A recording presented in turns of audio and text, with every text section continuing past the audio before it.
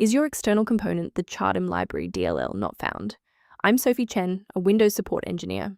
I'm here to help you re-establish localized visualization logic links.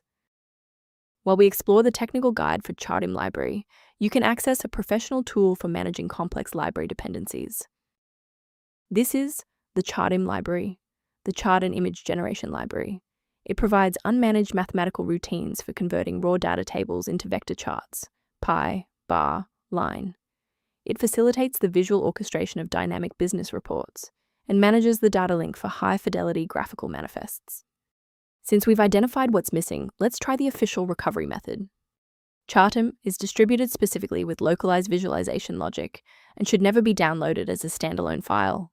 Reinstall the latest official version of localized visualization logic to restore this dependency correctly through the official installer.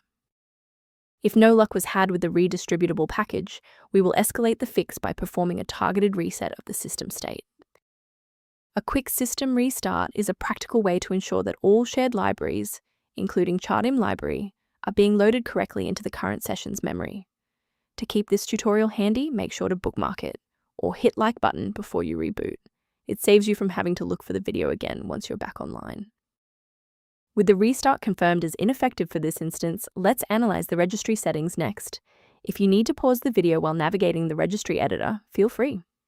If you're still seeing that runtime message post-restart, it's time to reinstall the shared library components. First, go to Control Panel, then select Programs and Features. Second, find every Microsoft Visual C++ redistributable, 2005 through 2022.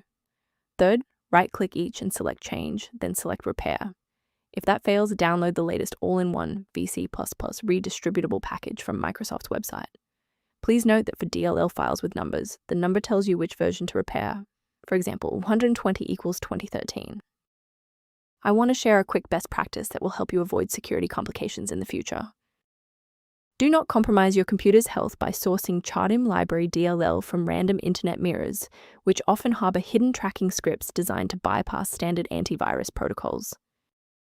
Beyond manual troubleshooting, many users find that a system-wide diagnostic scan provides a more complete picture of their environment.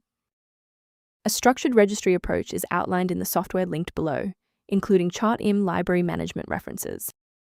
Liking this video tells us which technical fixes, like this one for Chartim Library, are most helpful to you. Subscribe now to build your own library of verified support resources.